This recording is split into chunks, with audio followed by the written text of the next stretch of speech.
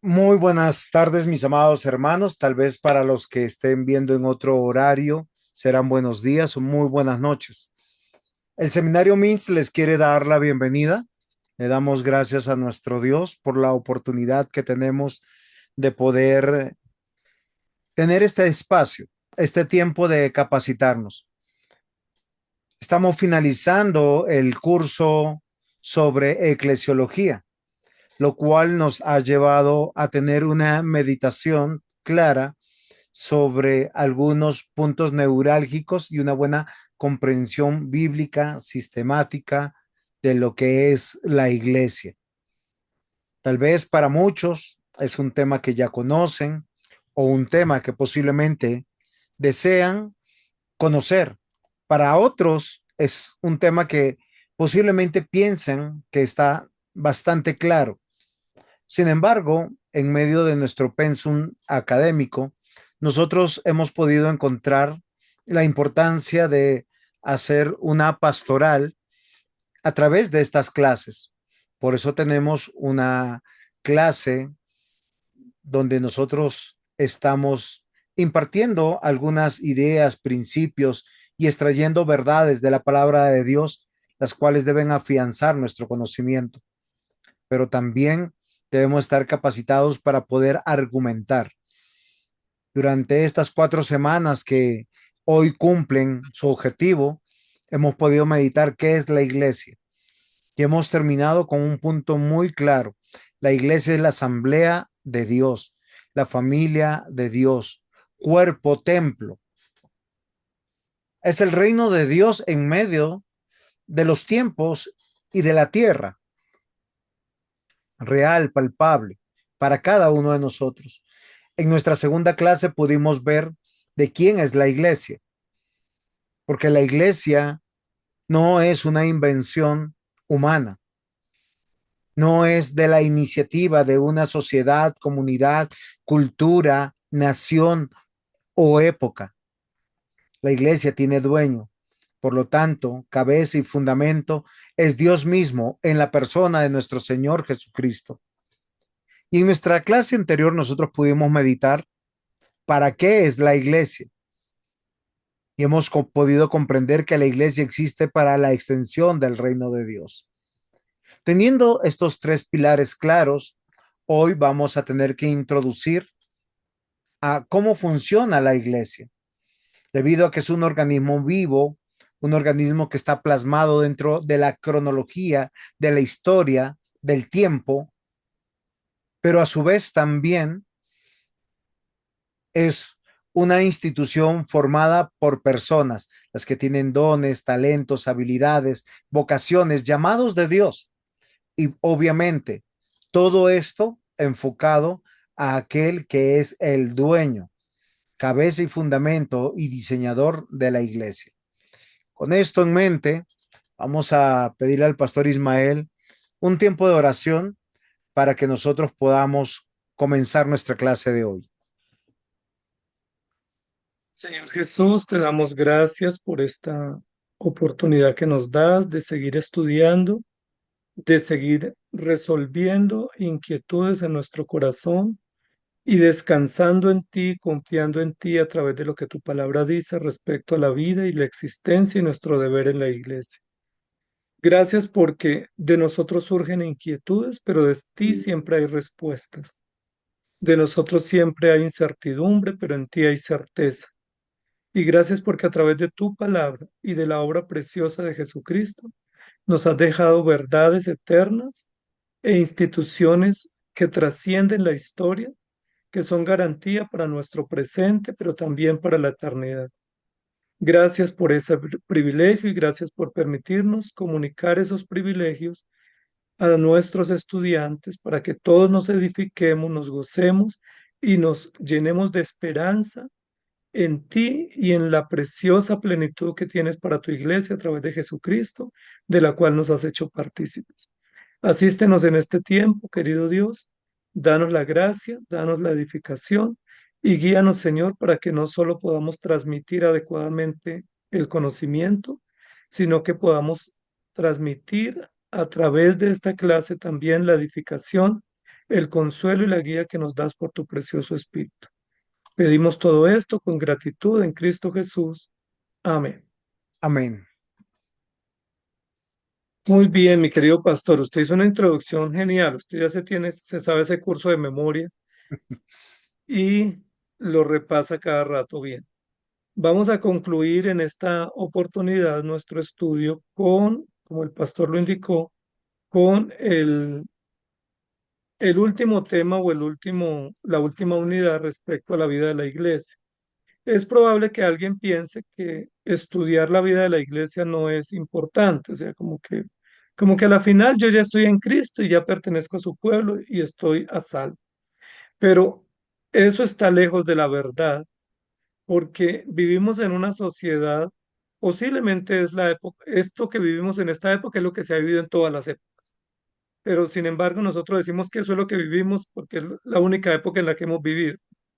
En la otra época vivieron otros. Pero en esta época hay un gran desprecio por las instituciones. Hay un gran desprecio por las verdades concretas.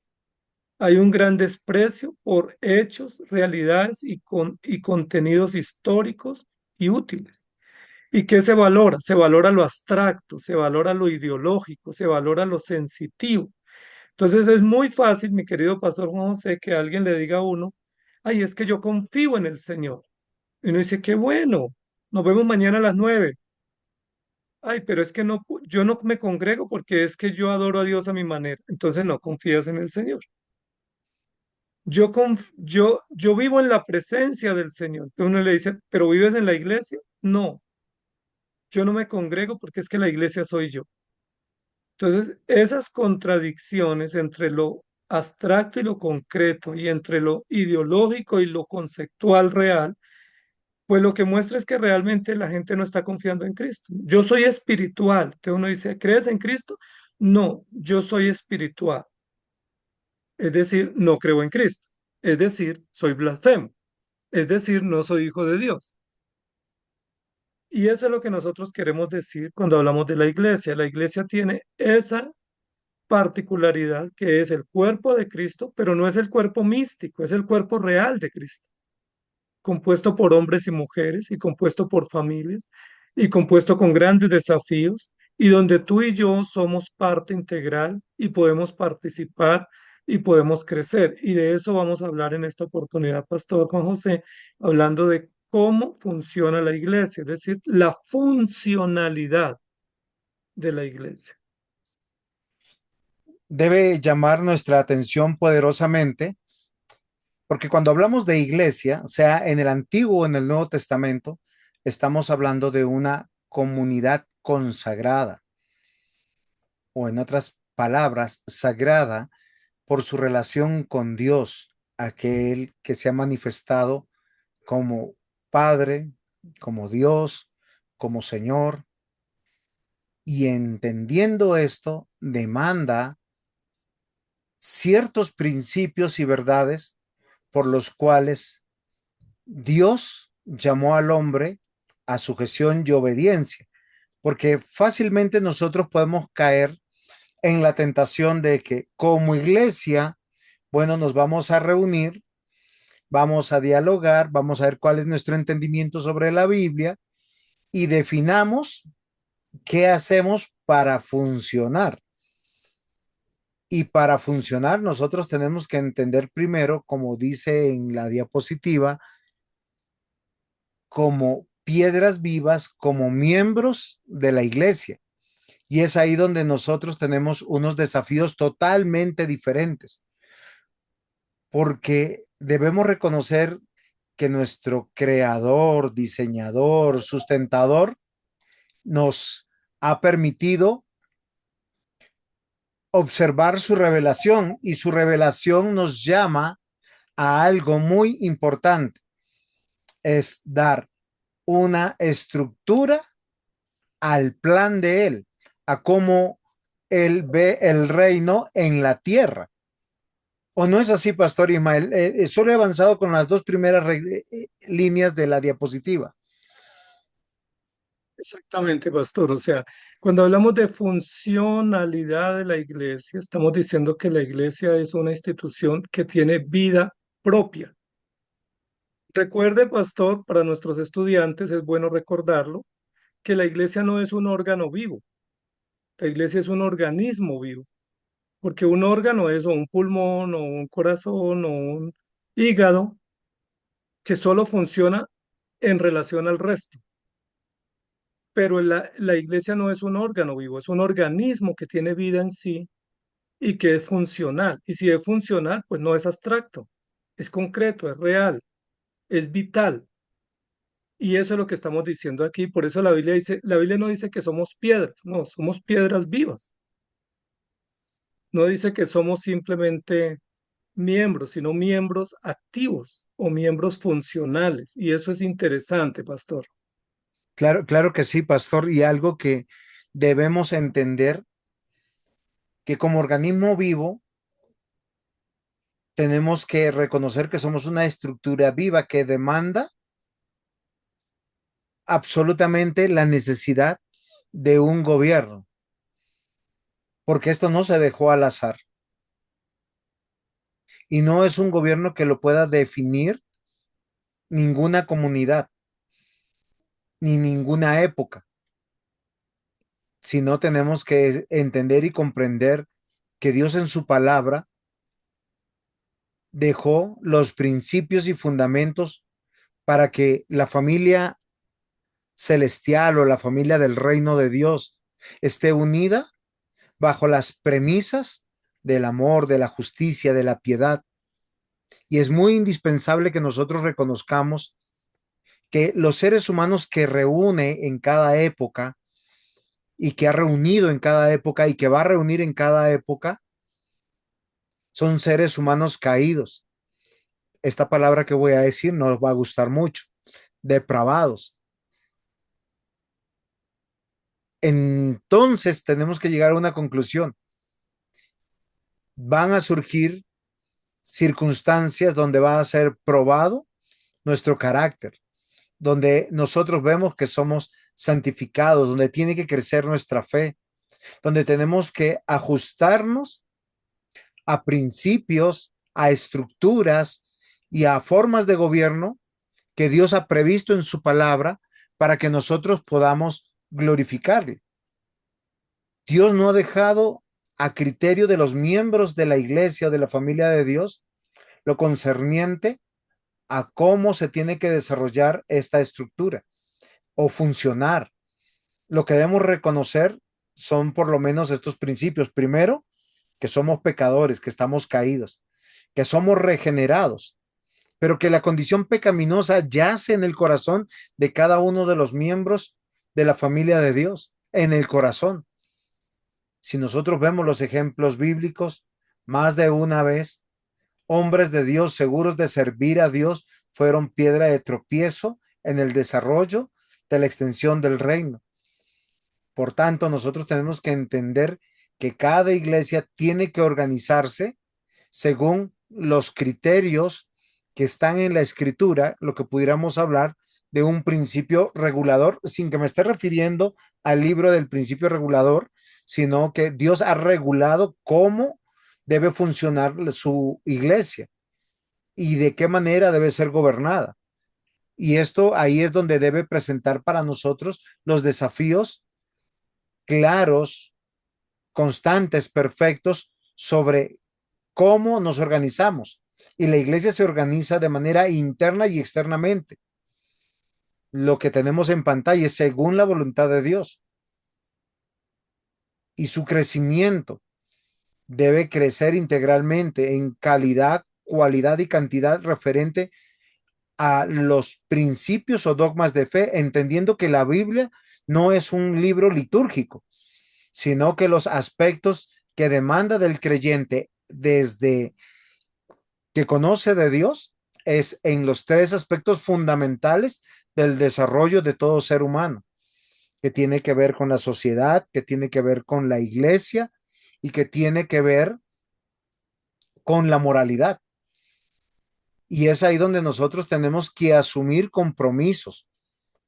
o comprometernos mejor en devoción, obras y servicio como miembros de la iglesia, sabiendo que cualquier cosa que nosotros hacemos repercute en el nombre de nuestro Dios. Es ahí donde nosotros tenemos que considerar y esto nos va a demarcar principios claros. Quisiera, pastor, que nosotros consideremos que no hay una denominación perfecta. No estamos hablando de un tipo de denominación, sino lo que estamos hablando de los principios que yacen en la escritura para determinar quién es iglesia, cómo funciona la iglesia, cómo se gobierna la iglesia y esta organización al final dará cuentas del nombre de nuestro Dios. Y a causa de nosotros podemos encontrar, obviamente, que muchos seres humanos glorifiquen a Dios o pisoteen el nombre de Dios.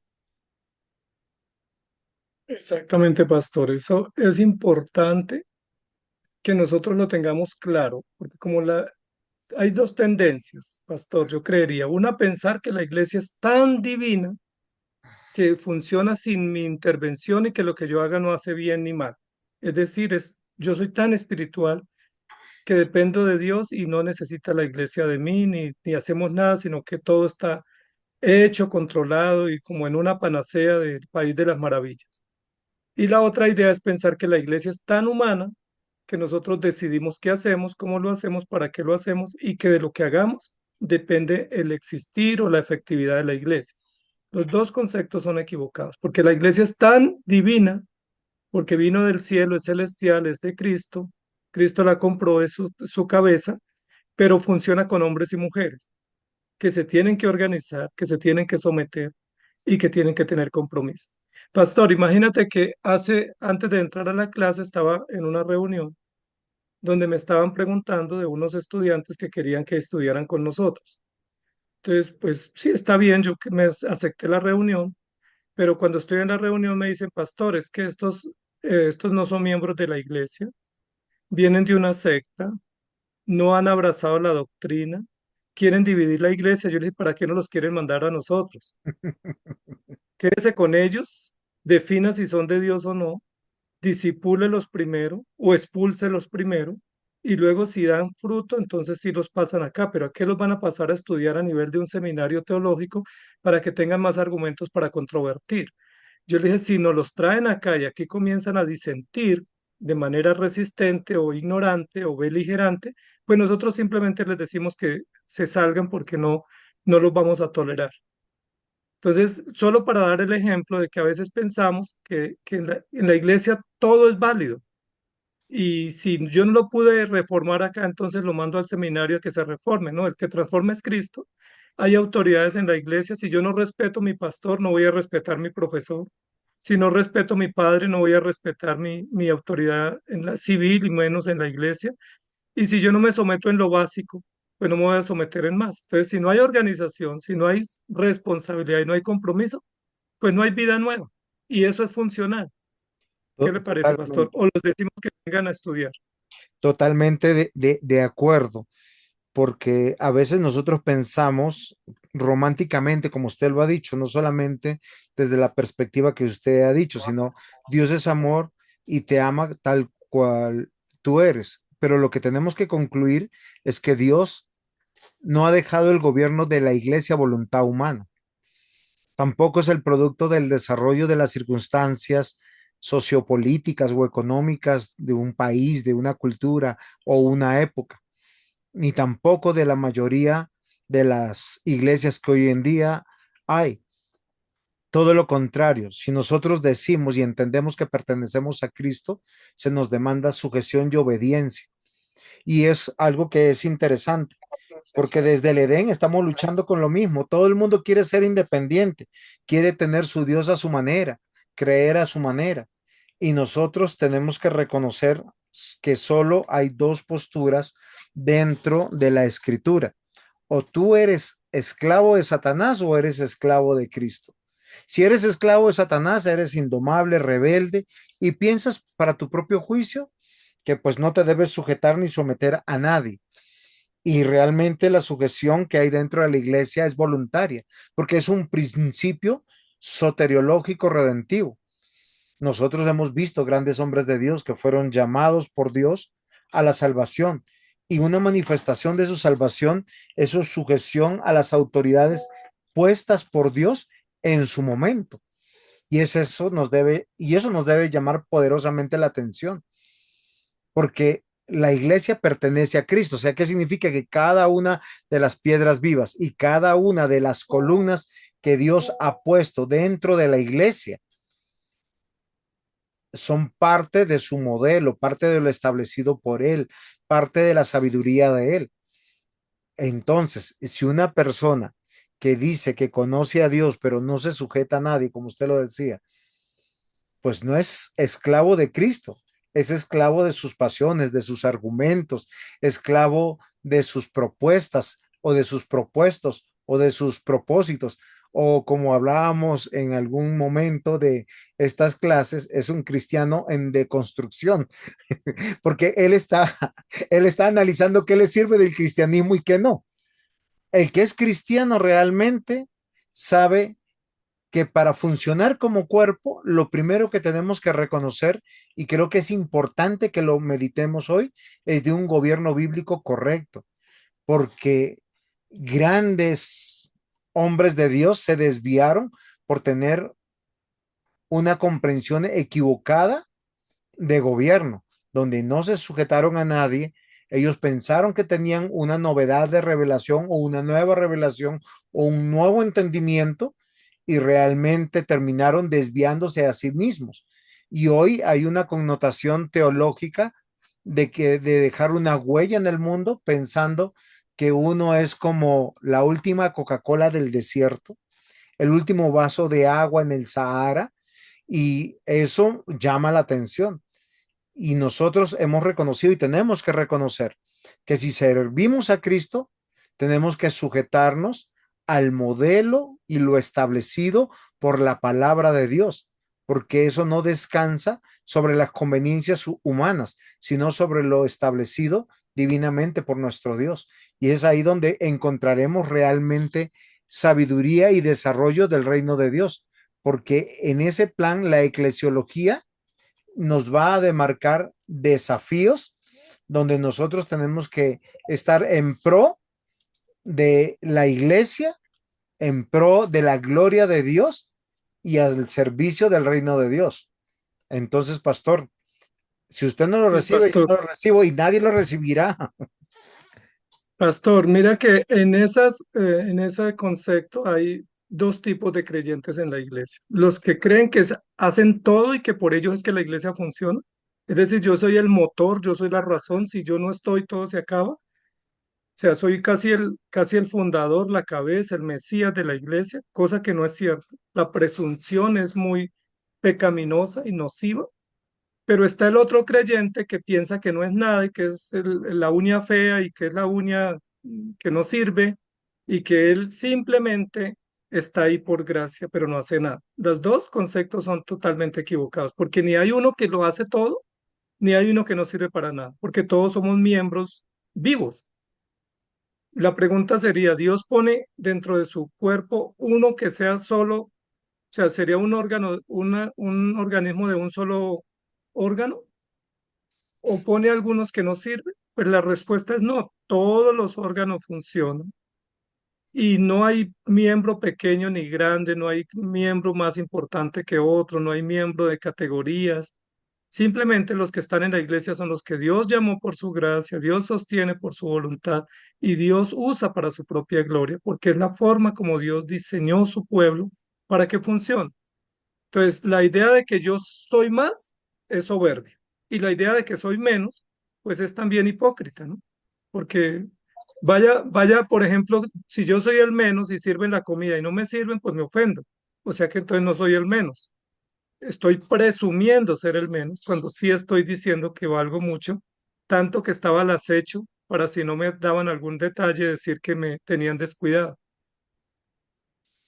Entonces, la iglesia funciona porque Dios le dio orden, le dio principios, le dio organismos de gobierno.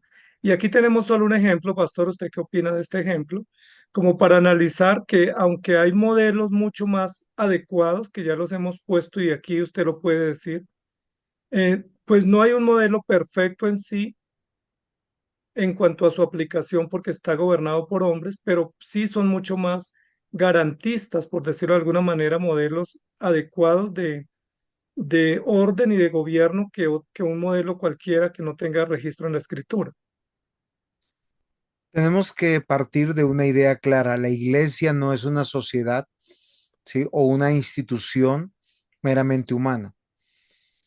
Es una institución, una sociedad que está originada en el creador, diseñador y sustentador.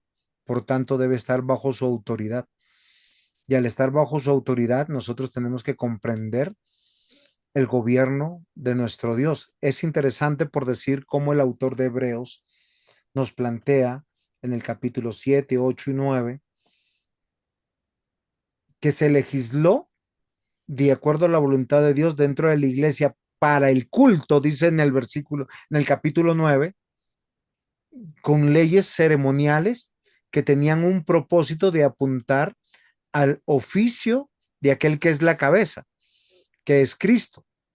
Pero también nos dice que es interesante, haciendo mención de Melquisedec como sacerdote de Dios, pero también como gobernante del reino de Dios, títulos y atributos que pertenecen a nuestro Señor Jesucristo. Entonces, nosotros tenemos que entender y comprender que Dios no aceptará ningún tipo de modelo ni le agradará donde Él no sea la cabeza y donde el carácter y la constitución de cómo funciona esta iglesia solo puede agradarle en lo que fue determinado por Él y para Él. Esto no tiene que ver con cultura o con época. Y frente a estos tres modelos que tenemos aquí, muchos dirán es que el jerárquico tiene que ver con la Iglesia Católica, pero es que hoy en día en muchos modelos cristianos, y voy a pensar que es con buena intención, piensan que prefieren ser cabeza de ratón que cola de león. ¿Y por qué razón? Porque dan algunos argumentos. Es que no compartimos la misma doctrina, es que la gran mayoría de las iglesias están con errores, es que es muy difícil trabajar en equipo, pero el que es jerárquico. Y cuando hablamos de jerarquía, estamos hablando de una pirámide y con dificultad va a haber unidad. Y nosotros tenemos que entender que los modelos de gobierno jerárquicos, así sea una sola iglesia, pequeñita de 10 personas con uno solo arriba, negará el sacerdocio universal que Dios quiere y caerá en lo que nosotros vemos aquí, que esta palabra despotismo y pudiera ser hasta nepotismo también y autoritarismo. ¿Sí? El despotismo porque se hace la voluntad de un solo hombre, autoritarismo porque será como un caudillo o como un dictador dentro de la iglesia, pero el nepotismo también suele darse en este tipo de tipos de gobierno. ¿Por qué razón? Porque convenientemente solo se llamarán a algunos familiares o cercanos para que presidan, para abrirles paso, para que desarrollen, para que hereden. Y algo que es interesante, pastor, que pudiéramos meditar hoy, y es una pregunta, porque creo que en el diseño bíblico está negando este tipo de gobierno jerárquico, autoritario, despótico, nepótico, y es pensar ¿por qué? Y es una pregunta que quiero socializar con ustedes, con usted y con los estudiantes posiblemente. ¿Por qué Moisés, teniendo dos hijos maravillosos que participaron en actividades del gobierno, no heredaron su liderazgo? Y fue Josué, porque Gersón y Eliezer participaron y tenían algunas cualidades y algunos dones, pero a ellos no se les permitió liderar el pueblo de Dios y sí a un hombre que muchos encontrarían muchas falencias en él. De hecho, Dios en un solo capítulo si no me equivoco, unas 9 veces le dice, no temas y sé valiente, como diciendo, oye, el encargo es para ti, así tú no lo quieras. Y fue Josué. Entonces, pastor, ¿usted qué piensa frente a esto? Porque creo que en la Biblia nos muestra que todo modelo jerárquico está yendo en contra del sacerdocio universal, o sea, de que todos somos sacerdotes, reyes y sacerdotes, y tenemos dones y capacidades para gobernar, está usurpando a quien es cabeza, que es Jesucristo, porque se tiene que hablar de una pluralidad en el gobierno, no en una totalidad porque todos sean gobernantes, sino, y ya estoy negando el congregacionalismo de alguna manera, y estoy hablando de un diseño de gobierno bíblico, y aunque como usted nos ha hecho entender que no es perfecto, no por el diseño, ni por los lugares que Dios ha dado para el gobierno, sino porque está conformado por hombres pecadores. Sí, pastor, indudablemente no podemos ser ambiguos de decir que cualquier sistema de gobierno es bueno siempre y cuando se haga bien, porque ese eclecticismo, ese sincretismo nos está haciendo mucho daño porque decimos, bueno, yo no te molesto, hazlo distinto, yo tengo una ruta distinta, no hay problema. Lo importante es que lleguemos al destino. Esa es la pregunta, ¿vamos a llegar al mismo destino con métodos y prácticas distintas? Probablemente no, porque hay solo un propósito y una ruta y unos métodos acertados. Entonces, pastor, la Biblia sí habla contra las jerarquías, porque es que la única autoridad absoluta y que no puede ser cuestionada es la de Dios. Pero todas las demás autoridades tienen que estar supervisadas, tienen que estar auditadas, son falibles, son de riesgo y no representan garantía. Entonces sí es importante. Ahora, otros dirán, entonces todos opinemos, porque todos somos miembros con la igualdad de garantías. Ok, ese argumento es bonito, es muy de moda, muy genial. Sin embargo, la Biblia dice, toma aparte unos varones y ponlos sobre. Ese es el modelo político, ese es el modelo religioso, incluso es el modelo del hogar. Dice, en un hogar, por ejemplo, con 12 hijos, ¿qué tal todos opinando sobre todo? Dice, no, hay unas autoridades, se van sometiendo unos a otros. Cuando el pueblo fue a hacer espionaje, Josué no se fue solo y tampoco mandó a todo el pueblo, escogió unos hombres. Cuando Jesús fue a escoger a sus hombres, no dijo, bueno, todos síganme, los que quieran, eso es invitación abierta. No, dijo, escogió 12, tampoco se quedó solo. Entonces, fíjate que sí hay un modelo en toda la historia de que hay representatividad. Toma de entre tu pueblo varones, si toma dentro de la iglesia varones y ponlos sobre. Esa autoridad no es jerárquica, es una autoridad de servicio, es una autoridad de liderazgo funcional que es necesaria en un organismo vivo porque se tienen que poner encargados o responsables. Yo no puedo decir todos los 100 miembros, si hubiese 100 en la iglesia, todos son responsables de esto. No, usted responde por esto, usted responde por aquello, usted responde por aquello, y ese liderazgo que está respondiendo, pues son los líderes o son los que están en responsabilidad pública, y eso es un gobierno de representatividad. Nunca todos, nunca uno. Y es interesante que el gobierno en la iglesia no es un asunto de la decisión humana, ni de una época. Tanto en el Antiguo y en el Nuevo Testamento nosotros tenemos que comprender que es Dios estableciendo el desarrollo del reino de Dios. Y Él, aunque nos dejó su palabra para poder nosotros gobernarnos, lo interesante es que nosotros mismos hemos encontrado que en algún sentido está departamentalizada y Dios creó de una manera clara eh, dentro del estamento del gobierno maneras para gobernar de manera departamentalizada. En el tema de la liturgia tenemos la ley ceremonial.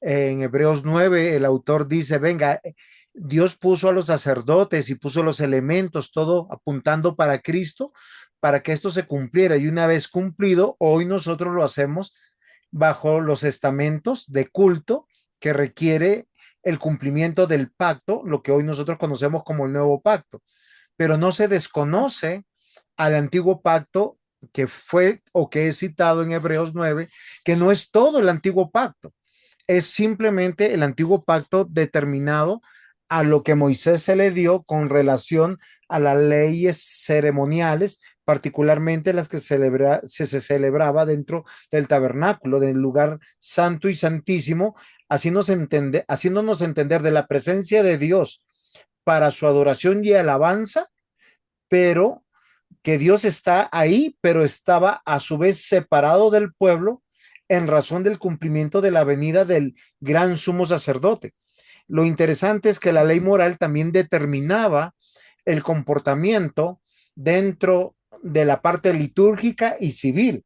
Y nosotros vemos que en el gobierno que Dios le da al pueblo de Dios, Él pone reyes, los cuales no gobernaban según su parecer tampoco, sino según el parecer de Dios y la ley dada para funcionar como sociedad, pero también para tener un alcance moral, con lo cual nosotros entendíamos que estamos también glorificando y adorando a Dios.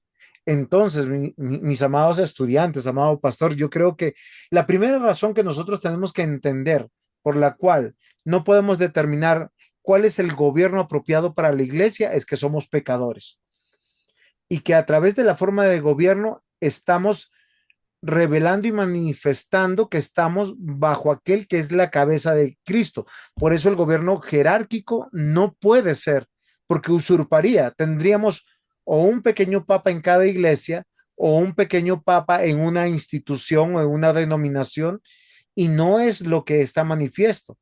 Congregacional tampoco, porque no todos tienen el llamado, no tienen todos tienen los dones, no todos tienen los talentos, y aunque todos son reyes y sacerdotes, una dignidad dada por la redención, por la obra de Cristo, pues Dios llama a una iglesia representada, a una iglesia que va a poder administrar en favor del reino de Dios y de su gloria. Entonces tenemos que llegar a una conclusión. Solo la escritura es la suficiente y autoritativa guía con respecto a la construcción de un gobierno con relación a la voluntad de Dios. Este gobierno que va a buscar que la doctrina establecida por la palabra, la adoración correcta y la administración de los sacramentos hoy desde el Nuevo Testamento sean establecidos en favor de la gloria de Dios. Y es ahí donde nosotros tenemos que entender que la palabra de Dios no solamente es una guía moral o una guía litúrgica, es una guía concreta, una instrucción concreta, específica para gobernar. Y hay un gobierno plural donde todos nos sujetamos a Cristo y donde tenemos que manifestar también nuestra debilidad en entender que no solamente somos autoridades dentro de la iglesia, sino estamos bajo autoridad porque también somos miembros del reino, lo que en otras palabras sería somos ovejas del Señor. Y es ahí donde nosotros entendemos que todos como equipo y como piedras vivas conformamos esa iglesia, donde Dios ha puesto a algunos por llamado, por vocación, con dones y talentos para hacer columnas dentro de la iglesia, entendiendo que el fundamento es Cristo y su palabra revelada. Pastor, muy bien todo eso que estamos diciendo. Vamos a avanzar un poquito, pero solo quería sintetizar con un ejemplo, no sé si sea claro. En el gobierno jerárquico, el encargado pastoral es su santidad, su excelencia y el obispo, es decir, una distancia diametral con la membresía. Porque si él es el obispo, ¿yo qué soy? Y si él es su santidad, ¿yo qué soy? En el gobierno congregacional hay tanta igualdad que el ministro es el hermanito, ¿sí? Entonces no se distingue porque es el hermanito. Y en el presbiteral, que es el representativo, es donde se le da la dignidad adecuada sin la distancia que genera el jerárquico. Es decir, es un pastor, es un servidor, es un siervo, es un ministro, pero con la autoridad que Dios le da para gobernar a hermanos que están al mismo nivel que él. No sé si dio para entender. Sí, claro que sí, y ojalá nuestros hermanos tomen a bien por qué Dios determinó un gobierno específico y por qué estos principios que emanan de la escritura, nosotros los debemos tomar con sujeción, con devoción y con obediencia, entendiendo que Dios delegó a la iglesia el poder y la autoridad. De hecho, Jesús lo dijo en estas palabras: todo lo que la iglesia atare en la tierra será atado en el cielo, y todo lo que se desatare en la tierra será desatado en el cielo, pero no es un poder autoplenipotenciario, sino es un poder declarativo sobre la base de la obra del Espíritu Santo por medio de la fe, entendiendo que Dios entregó las llaves del reino para que nosotros podamos administrarlo en favor de su nombre, de su gloria, que lo he repetido varias veces, pero que yo creo que muchas personas piensan que el poder de las llaves no es declarativo, sino potestativo, sino que ellos tienen el poder de aceptar o de negar la realidad de quiénes son y quiénes pertenecen al reino de Dios. Y lo que nosotros tenemos que considerar es que cada uno de los que fueron llamados a la conformación de la iglesia son miembros del reino de Dios, pero dentro de ellos Dios ha llamado a algunos para que sean ministros del evangelio, como dice, o embajadores del evangelio, o presbíteros, o ancianos, o obispos del evangelio, que todos son sinónimos en un sentido, con respecto a lo que Dios está haciendo en favor de su plan de salvación y de redención hasta que Él venga. Y algo interesante de la clase pasada es que muchos de nosotros hemos desconocido la realidad del culto, la realidad de la iglesia, y en ese motivo, en ese propósito, nosotros hablamos que lo que se ha olvidado más es que el Señor viene pronto, es que posiblemente este sea nuestro último domingo y el Señor venga, ya sea porque nos llame a su presencia o venga realmente. Entonces, hoy nosotros tenemos que comprender que una realidad de tener un entendimiento correcto bíblico es que nosotros tenemos que tener un gobierno bíblico y una realidad de iglesia bíblica. Por lo tanto, nosotros estamos convencidos que existimos para la gloria de Dios y la extensión del reino, tal como comenzamos diciendo al comienzo de la clase. Ok, pastor, la iglesia tiene las llaves, pero tiene poder no quien tiene las llaves, sino el dueño de las llaves. Amén. El dueño de las llaves es Cristo y nosotros somos simplemente los operativos que cumplimos las acciones ejecutivas de la cabeza. Recuerde que en el cuerpo la cabeza es ejecutiva y el cuerpo es operativo. Pues Dios que es cabeza o Cristo que es cabeza ejecuta porque es el órgano ejecutor y el cuerpo es el órgano operativo, es decir, que obedece. Así sencillo, el uno ordena, el otro obedece. El uno da la dirección y el otro camina y se somete y eso es maravilloso, pero obviamente difícil, porque si queremos que la iglesia funcione, tenemos que entender que estamos sumisos y si no lo entendemos, pues no podemos funcionar, porque ¿cómo funciona un organismo donde dice, tú, quién toma la decisión? No, pues tomémosla. Tú la tomas, pero yo no estoy de acuerdo. No funciona. Es un hogar dividido, dice la Biblia, es una institución dividida.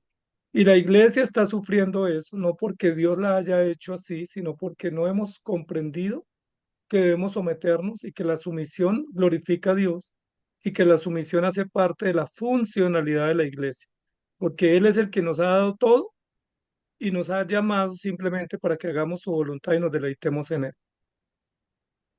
Pastor, algo que es interesante que usted nos acaba de hacer caer en cuentas, que el poder lo tiene Dios y no la iglesia, pero es en todos los aspectos de los que nosotros llamamos medios de gracia, porque una mala comprensión que hoy tenemos del poder de las llaves es darle poder a la oración. Ore con fe, tu oración puede ser escuchada. Por eso nosotros creemos que hay super mega ungidos dentro de la iglesia. No, es que fulano tiene que orar y si fulano ora, entonces pensamos que ahí la oración tiene efectividad. Y la oración no tiene poder en sí misma, sino tiene poder en aquel que escucha la oración y que demandó que le oráramos. Los sacramentos no tienen poder, ni el bautismo, ni la cena del Señor, porque la administración referido en la iglesia como cuerpo visible de los sacramentos tiene poder porque evocamos o apuntamos a la obra de Cristo que ya se hizo, se está haciendo o se va a hacer, tanto en bautismo o cena del Señor. Lo mismo pasa con la predicación, aún pasa con la alabanza, porque a veces nosotros pensamos que hay tipos de alabanza que tienen poder para animar, para consolar, para restablecer, para aún yo he escuchado que no, es que en tal lugar cantan de tal manera que los lleva al arrepentimiento como una catarsis de una experiencia emocional. Y lo que nosotros tenemos que reconocer es que el poder está en aquel que nos reúne, en aquel que nos convoca. Y nosotros, los creyentes, creo que estamos cayendo en la trampa de este mundo, que hemos olvidado que nosotros venimos a adorar, que venimos a ofrecer, que venimos a rendirnos, a doblegarnos, a arrepentirnos, a confesar, a pedir porque necesitamos. Y realmente a veces la idea de muchas iglesias, cómo funcionan, es que están al servicio del hombre consumidor para darle a sus sentidos esa dopamina, oxitocina, adrenalina, que no es de una institución del reino de Dios. Por eso los principios bíblicos del gobierno deben estar regidos por la única fuente de autoridad que es la palabra de Dios para una buena administración de los medios de gracia, porque los medios de gracia no tienen poder. Lo que tiene poder es aquel que nos convoca, aquel que nos ministra, aquel que está en favor de nosotros, derramando de su gracia, de su misericordia, de lo que nosotros le tenemos que pedir, Señor, aumentanos la fe, porque creo que hoy en día hay una distorsión del funcionamiento de la iglesia y por tanto de su gobierno y por tanto de su liturgia y por tanto de su culto. Y nosotros tenemos Exacto. que hoy volver a la claridad de las evidencias escriturales, porque los que fueron llamados para gobernar están establecidos dentro de la escritura, dentro de requisitos, dentro de formalidades. Hoy estamos queriendo modernizar la escritura y eso es muy peligroso. Y eso también va a cambiar el cómo funciona la iglesia. Y por eso tal vez hoy nosotros tenemos lugares que se llaman iglesia, que no son iglesia, pero que solo atienden a los sentidos o son sensoriales y son emocionales y son positivistas y nos tratan como si fuéramos de la era de los de cristal. ¿O no, pastor? Pastor, sí, pastor, tiene razón. Hoy en día, en la época anterior teníamos grandes ungidos, grandes predicadores itinerantes, ahora tenemos influencers en los púlpitos, youtubers en los púlpitos, podcastistas en los púlpitos, podcasteros, cuando la Biblia dice que debe ser predicadores que estén injertados en la iglesia. Pastor, estaba pensando, mire, solo para, a mí me gusta a veces, yo soy como un niño que me gusta y puedo comprender con las cosas sencillas. Todo lo que se ha dicho me parece muy profundo, pero la pregunta sería, ¿quién es la cabeza de la iglesia? Cristo. Cristo. Entonces Él es la autoridad única. Punto. Solo hay una Amén. cabeza. En Apocalipsis hay un dragón de 7 cabezas, pero el cordero es de una sola cabeza. ¿Quién es el que le dio vida a la iglesia? ¿Por qué la iglesia está viva? ¿Quién le dio vida? ¿Dios o nosotros? Dios. ¿Quién la salvó? ¿Dios o nosotros? Dios. ¿Quién la santificó? ¿Dios o nosotros? Dios. ¿Quién la sostiene? ¿Dios o nosotros? Ok, entonces, ¿Quién la va a hacer ¿cuál es la llegar al moraleja? final, a la meta? Dios. aquel que es Ok, poderoso para presentarla ok. sin mancha y sin Entonces, arruga. exacto. Entonces, si Él es autoridad, pues nosotros simplemente hagamos caso, obedezcamos, cumplamos nuestro deber, deleitémonos, no nos rebelemos, porque hoy en día tenemos más creatividad. Yo ayer hablaba diciendo eso. Pareciera que nosotros estamos buscando el premio de la creatividad y no hay una corona de vida para los creativos.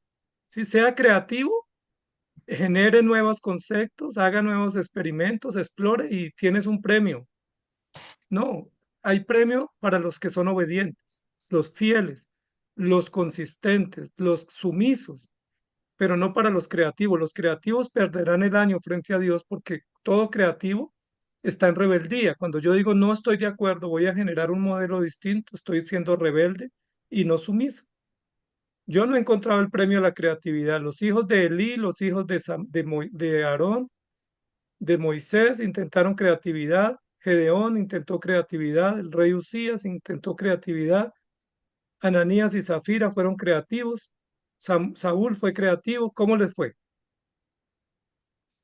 Algunos ardieron, otros murieron. Bueno, los que ardieron No hay, también pre- murieron.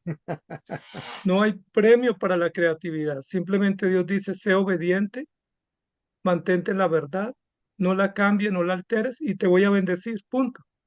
Es tan sencillo, pastor, pero tan difícil con nuestro corazón rebelde. Es tan sencillo el principio, sométete, obedece, comprométete, sígueme. Y nosotros decimos, yo sí lo sigo, pero, yo sí colaboro, pero, yo sí trabajo en equipo, pero con este no, con aquel tampoco, como si deshojáramos margaritas, eligiendo los que queremos, cuando Dios dice, es con los que yo te pongo, porque es mi voluntad. Lamentablemente, el problema del yo, ese ha sido el problema desde el Edén, ese yoísmo, porque nosotros olvidamos que Dios ha puesto personas con dones, talentos, virtudes, carácter, principios, valores, para hacer cosas que Dios las delegó y que no ha cambiado. El predicar, adorar, servir, enseñar, discipular, gobernar es encargo particular de algunos en la iglesia, no de todos. Por eso los oficios que nosotros encontramos dentro de la escritura para los tiempos del Nuevo Testamento de pastores, presbíteros, diáconos, maestros, predicadores, servidores, no son jerárquicos, son privilegios que Dios da, porque lamentablemente algo que tocamos pasajeramente en la clase pasada fue de la competitividad que hay dentro de la iglesia, que unos se sienten más especiales porque son diáconos y no son miembros. Otros son más especiales porque son ancianos y otros porque son pastores. Y cada uno responde a talentos, dones, virtudes, el carácter, principios y valores que Dios mismo ha dado, pero que al final todos como equipo, como un organismo vivo, funcionamos para adorar al Señor. A veces nosotros estamos pensando en que si yo tuviera un cargo, pudiera ser mejor utilizado dentro de la iglesia. Y no es verdad. Es Dios quien llama. Hay un llamamiento interno, evidenciado por un llamamiento externo, pero evidenciado también por el carácter plasmado en los principios, dogmas y verdades que reclama a cada uno de ellos. Algo que yo recuerdo mucho de mi ordenación es cuando el pastor que me estaba ordenando decía a la congregación, es que Dios lo eligió a él y no a ustedes. Y aunque eso pareciera ser eh, como algo jerárquico, lo que yo me di cuenta después en el pastorado es que el siervo soy yo, no los demás, porque es a quien yo sirvo, es a la iglesia. Sirviendo a Dios, estoy sirviendo a la iglesia. Y es lo que menos hemos entendido hoy, que la iglesia necesita un gobierno de hombres que sepan que son esclavos de Cristo al servicio del reino de Dios, de la verdad del evangelio y de los estándares de la palabra de Dios. Por eso, mis amados hermanos, hoy nosotros tenemos que mirar, ser una iglesia bíblica no es solamente decir Somos una iglesia de sana doctrina. Leemos la Biblia, cantamos con la Biblia y creemos en el Padre, Hijo y Espíritu Santo. Todo lo que se hace dentro de la iglesia tiene un trasfondo de cómo está funcionando y evidenciando quién es el que está gobernando, quién es la cabeza, porque la iglesia existe porque fue salva, funciona porque está viva, crece porque fue salvada, permanece porque es santa y triunfa porque reina Cristo, no reina el pastor, no reinan los ancianos, no reinan la junta de diáconos, reina Cristo. Y es ahí donde nosotros tenemos que evidenciar. Pastor, este curso ha sido muy desafiante, sobre todo para aquellos que posiblemente tenemos una comprensión equivocada de la iglesia. Por eso tal vez nosotros a veces pensamos de manera sobrevalorada que somos muy útiles dentro de la iglesia, o a veces en el otro extremo estamos pensando que no valemos nada y que no hacemos nada, que bueno, que si yo me voy no pasa nada. Y la vitalidad, funcionalidad e integralidad de la iglesia es en razón de su sabia, santa y fiel cabeza, Jesucristo. Dios salvó, Dios añadió y Dios está permitiendo que la iglesia esté viva, funcional e integral. ¿Por qué razón? Porque disfrutamos de la vida en Cristo. En todos los días de la semana, particularmente en domingo, con todos sus miembros, porque todos son útiles. Aún el que se sienta y que aparentemente dice yo no hago nada, pues el que prepara la predicación y ora para que esa predicación glorifique a Dios, está orando por todos aquellos que se sientan y aparentemente no hacen nada. Pero todos los que no hacen nada salen con esa predicación a hacer todo lo que el Señor llamó y hay tanto servicio dentro de la iglesia que es necesario para que nosotros podamos entender que somos un equipo donde la cabeza es uno solo y al crecer todos, pues también crecemos de manera integral y servimos integralmente dentro del reino de Dios. Entonces creo que, ¿cómo funciona la iglesia? La iglesia de Jesucristo se sostiene, esto es frente al diseño de Dios, que la diapositiva debería grabarse en nuestros corazones. Somos miembros de la iglesia porque nos juramentamos delante de Dios. Si somos diáconos, nos juramentamos delante de Dios. Llevamos dos juramentos.